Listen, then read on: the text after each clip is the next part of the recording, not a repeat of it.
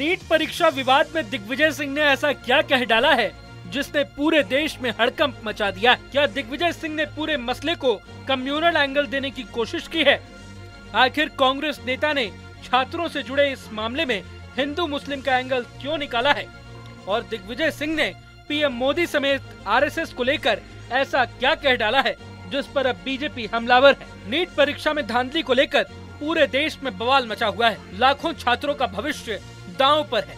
इस बीच कांग्रेस नेता दिग्विजय सिंह ने पूरे मसले को अब कम्युनल एंगल देने की कोशिश की है, यानी हिंदू मुस्लिम के भूत की इस मुद्दे में भी एंट्री हो गई है। कांग्रेस नेता ने नीट और यूजीसी नेट परीक्षा रद्द होने को लेकर कहा है कि एग्जाम देने वाले 14 लाख छात्रों में से 5 से 10% मुस्लिम होंगे, लेकिन बाकी छात्र हिंदू हैं। यही नहीं, दिग्विजय सिंह ने आगे कहा कि आज वो लोग कहाँ हैं जिन्होंने हिंदुओं की रक्षा की जिम्मेदारी ली थी। कांग्रेस नेता ने इस पूरे मसले को हिंदुओं के साथ अन्याय भी बताया। साथ ही साथ आरएसएस और पीएम मोदी से इस पूरे मसले पर जवाब मांगा है। सुनिए दिग्विजय सिंह ने क्या कहा है। जहां जहां भाजपा का राज रहा है और जब से मोदी जी की सरकार आई है, पूरे देश में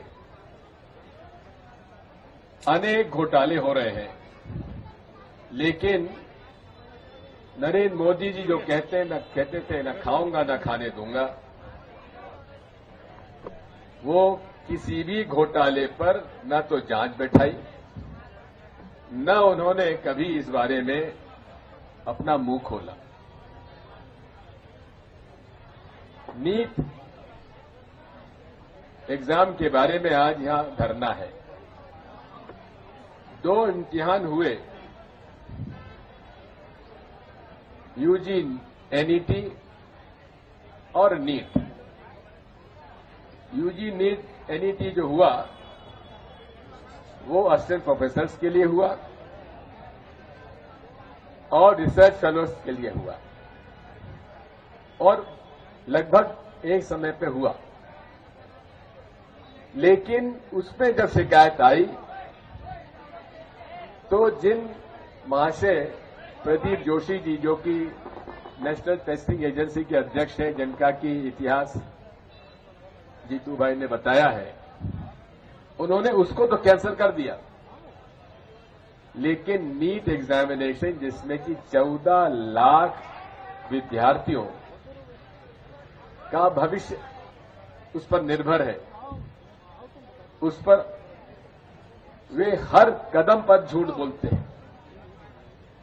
पहले कहा पेपर लीक नहीं हुआ, जब प्रमाणित हुआ तो कहा इसकी जांच होगी। पहले ग्रेस मार्क के मना कर दिया, फिर उसको स्वीकार किया। आज मुद्दे क्या है? मुद्दा साफ है।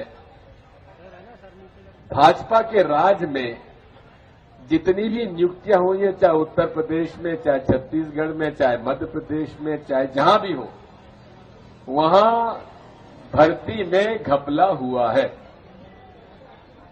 व्यापम का जो की प्रक्रिया थी वो क्या थी? व्यापम की प्रक्रिया भी वही थी, पेपर लीक हो, पहला कदम। ये महाशय प्रदीप जोशी जी का उल्लेख इन्होंने किया है, जब वो प्रदेश सर्विस कमेटी पीएससी के चेयरमैन बने, यहां पर पेपर लीक हुआ। छत्तीसगढ़ गए, वहां हुआ। यूपीएससी के वहां से यूपीएससी गए, वहां भी शिकायतें आती थी, लेकिन उसमें क्योंकि प्रिलिमिनरी हो जाते हैं, उस पर ज्यादा विवाद नहीं हुआ। और ऐसे ही व्यक्तियों को भारतीय जनता पार्टी चुनती है, जो कि खुद खाएं और खिलाएं और मनमर्जी से वो अपना काम करें। अब दिक्कत यह है कि जांच कौन करे? हमारे केंद्रीय मंत्री एचआरडी के,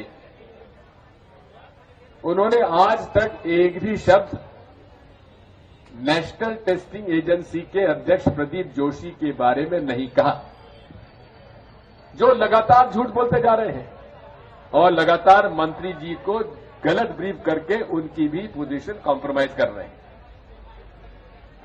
अरे मंत्री जी, आप इस्तीफा मत दीजिए, कम से कम इस प्रदीप जोशी जो एनटीए का चेयरमैन है उससे तो इस्तीफा ले लीजिए।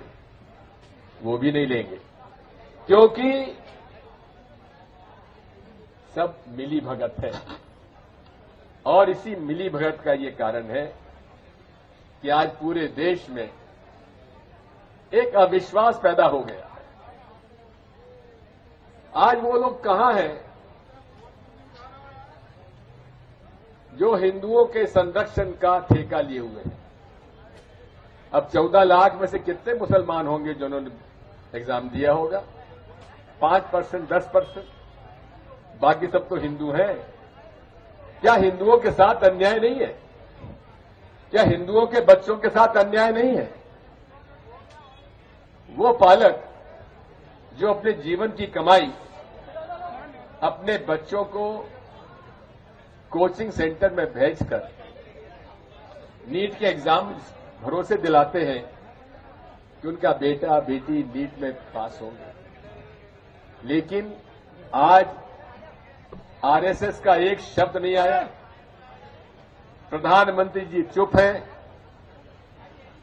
और एबीवीपी किनसे आवेदन देने गए? मंत्री जी को।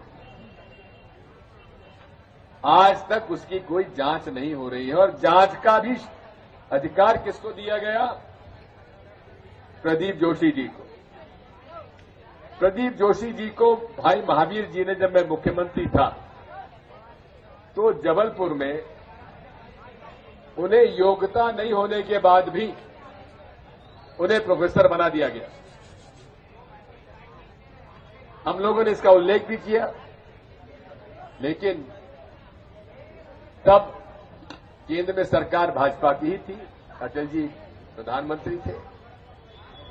कहने का मेरा मतलब यह है कि मूल रूप से जहां जहां एंट्रेंस एग्जामिनेशन के या नियुक्तियों के जहां भर्ती होती है, वहां एग्जाम पेपर लीक भी होते हैं और कुछ चुने हुए लोगों को या तो पैसे से या फिर उनके संपर्क से उनका चयन होता है। व्यापम का घोटाला दो तरह का था। एक इंजीनियर मेडिकल कॉलेज में भर्ती का था, एक शासकीय नौकरियों में घोटाला था।